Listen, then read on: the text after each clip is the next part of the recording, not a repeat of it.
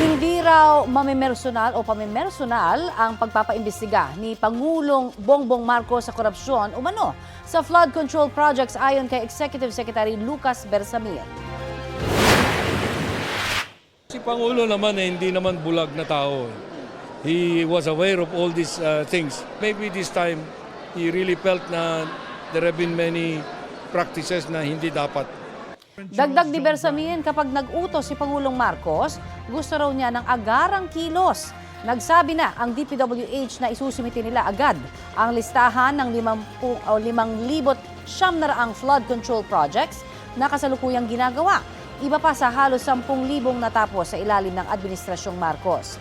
Hindi pa raw nila tukoy kung ilan dito ang posibleng ghost projects. Gayunman ay susuriin daw nila ito.